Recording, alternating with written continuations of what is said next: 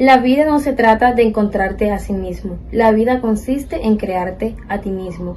Hoy estará con nosotros la doctora María Rojas Estapé en un nuevo video.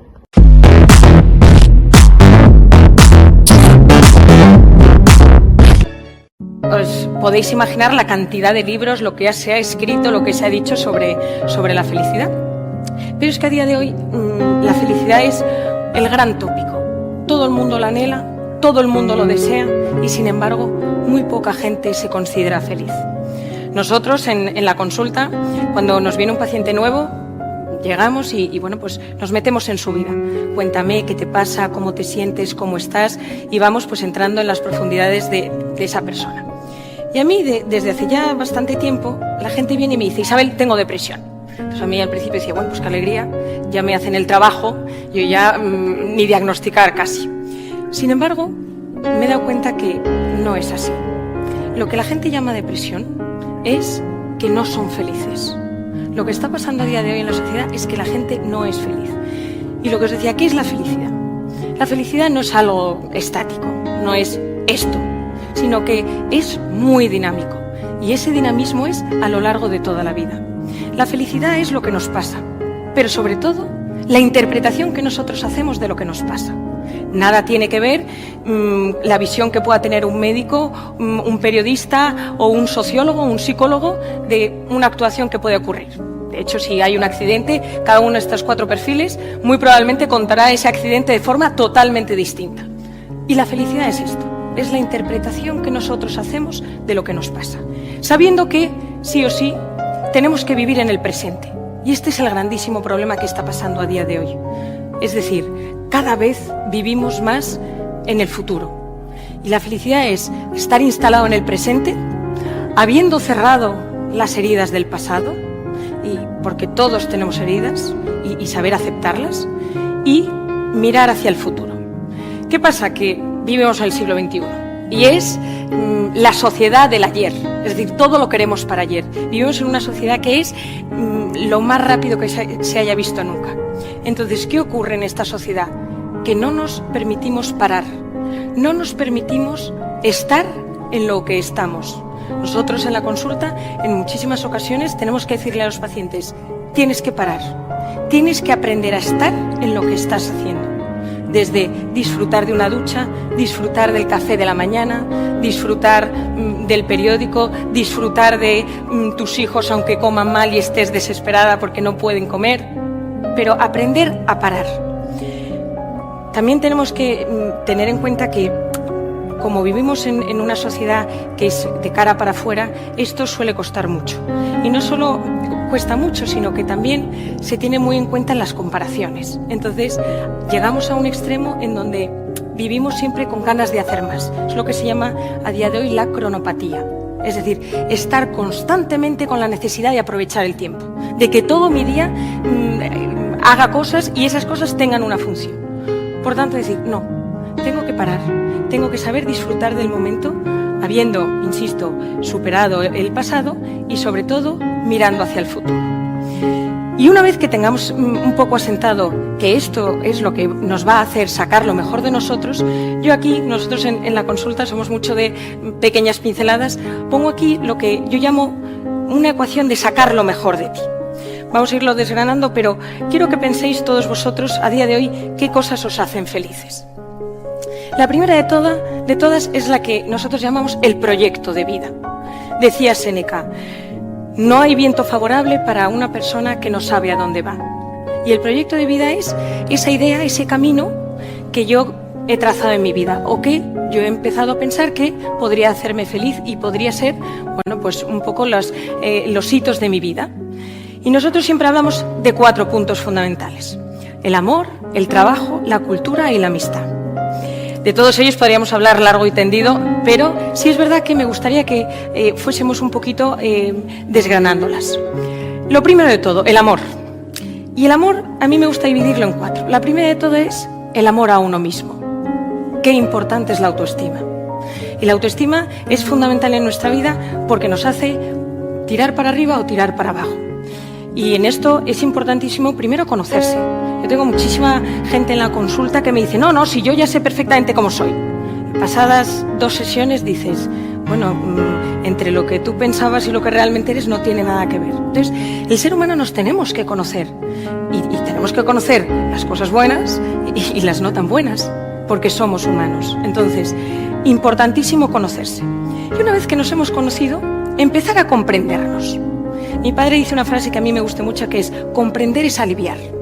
Fijaros a partir de ahora, en el momento en que vosotros comprendéis algo porque lo habéis conocido, decís, pues claro, es verdad. Y en ese punto podemos pasar a aceptarnos. Qué importante es a día de hoy saber aceptar esas limitaciones, esas cosas mal hechas, eso que nos ha ocurrido en la vida que pues no dimos la talla, no estuvimos bien, pudimos hacerlo mejor. Qué importante es aceptarlo. No con resignación, sino una aceptación activa, que digo, bueno, pues de esto yo voy a aprender, para finalmente superarse. Ya os digo, nosotros en consulta tenemos mucha gente que nos dice, oye, yo quiero que me enseñes a hacer esto. Y digo, bueno, vamos primero a conocernos, comprendernos, aceptarnos, para finalmente superarnos. Y aquí, para la autoestima, yo en general siempre sugiero 3 preguntas. La primera es, ¿cómo me hablo yo a mí misma o a mí mismo? Es decir, ¿cómo es esa voz interior que va comentando lo que yo hago en mi día a día? ¿Me autoboicoteo? ¿Saco lo mejor de mí? ¿Tiro hacia arriba? Y tenemos que saber esta voz interior qué nos produce. Lo segundo es, ¿a qué le tengo yo miedo? ¿Qué cosas en esta vida me producen bloqueo, me producen parálisis? Y la tercera es, ¿cómo me bloqueo? ¿Cómo yo me enfrento a estos bloqueos? Y entonces hay gente que puede gritar, puede llorar, se puede ir, se puede callar. Y ahí que conozcamos estas 3 respuestas, porque esta es la base y fundamento para que luego nuestra autoestima no dependa tanto del exterior, sino de nosotros mismos. Entonces, decíamos, el amor a uno mismo. Esto parece muy soberbio, pero insisto, tema de la autoestima. 2, el amor a otra persona. Y aquí sí que podríamos estar hablando muchísimo rato y no lo voy a hacer, pero qué importante es aceptar en la elección afectiva. Decía Don Quijote, al que acierta en el casar no le queda en qué acertar. Entonces, saber que nuestra elección afectiva va a ser clave y fundamental para toda nuestra vida. Es la decisión. Nosotros podemos cambiar de ciudad, de trabajo, podemos cambiar de país, de amistades, pero esa persona que nosotros le entregamos el corazón, esa persona en la que nosotros compartimos una intimidad, se quedará siempre, aunque solamente sea en el recuerdo, pero es un recuerdo emocional. Entonces tenemos que saber que nuestra elección afectiva a día de hoy tiene que ser clave, y más en un mundo en donde, bueno, pues todo lleva a pues dejarlo, no luchar por la pareja, cambiar de pareja, etcétera, etcétera. Entonces, darnos cuenta de la importancia que tiene a día de hoy el que nosotros pues sepamos aunar corazón y cabeza en esa elección afectiva. El tercer amor, uno mismo, a otra persona, el amor a algo trascendente. Es decir, el ser humano es un ser interior. Nosotros tenemos vida interior, alma, y esto es lo que nos diferencia de los animales, una de las cosas. Por tanto, nosotros tenemos que tener una verticalidad en la vida, tenemos que ver más allá, tenemos que querer, gozar y gustar de algo que sea intangible. Yo tengo algún paciente en la consulta que me dice, no, yo el amor a la democracia. Lo tiene un poco fastidiado, pero... Es decir, los que tengan creencias religiosas a esa religión, los que crean en algo superior, en ese superior. Es decir, saber, querer y cuidar es intangible que hace que nosotros tengamos una amplitud de miras. Y por cuarto, el amor o un amor bien establecido a nuestro vínculo primario. ¿Quién es nuestro vínculo primario? En general suelen ser nuestros padres. ¿Cuántas relaciones de padres o cuántas malas relaciones de padres con hijos han afectado luego al comportamiento, a la conducta, a la elección afectiva de esa persona? Entonces, tenemos que saber que las relaciones de los padres con los hijos es complicada, pero no porque sea complicada, sino porque es que ningún padre nace sabiendo y ningún padre nace sabiendo ser padre. Entonces, al final ahí se crea un dinamismo y una relación que es muy complicada. Dice Mariolina Cerrotti, una psiquiatra italiana, que no hay relación más complicada que el de una madre y una hija. Entonces, solo con esto ser consciente de lo importante que es que ese vínculo primario esté bien establecido. De hecho, de cómo se quieran los padres entre ellos y de cómo los padres quieran a sus hijos, dependerán muchísimas decisiones de ese hijo el resto de su vida, de comportamiento, de conducta, de elección afectiva, es decir, afecta a muchísimos ámbitos y planos de la persona. Decía, amor, trabajo. Y aquí nosotros siempre diferenciamos dos grandes patas. La primera es algo que me guste, hacer algo que realmente me guste y que disfrute, y algo que me reporte económicamente. El que solo trabaja por dinero termina totalmente amargado, y el que solo trabaja por corazón hay un momento dado que no se siente valorado. Entonces tenemos que hacer que el trabajo sea el ámbito en donde nosotros saquemos nuestro mejor yo. Y no es tanto hacer lo que a uno le gusta, sino gustar lo que uno hace. Y ahí hay que meterle pasión, el aprender a estar en las pequeñas cosas. Y si esas pequeñas cosas es pasar unos números a un Excel, el ponerle cara a esos números, el ponerle trascendencia a esos números, el pensar más allá de esos números.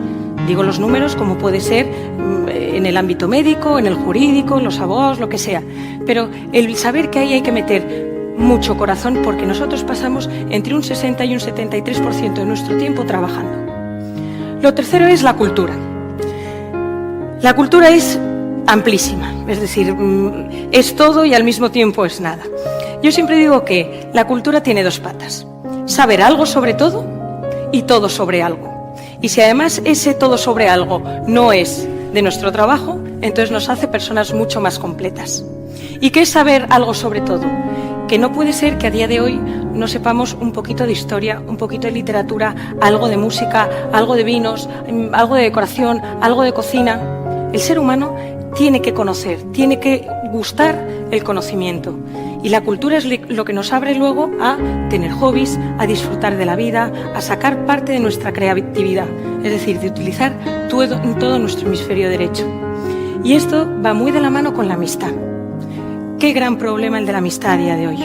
¿Cuántas personas, cuántos jóvenes veo yo hoy en día en la consulta de tengo 10.000 seguidores, tengo no sé cuántos seguidores, tengo 1.000 amigos en Instagram, y a la hora de la verdad, ¿cuántos están ahí?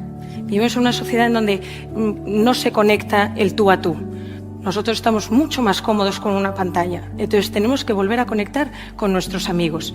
Y ahí es tener 4, 5, 6, 7 íntimos, en donde puede estar un hermano, una hermana.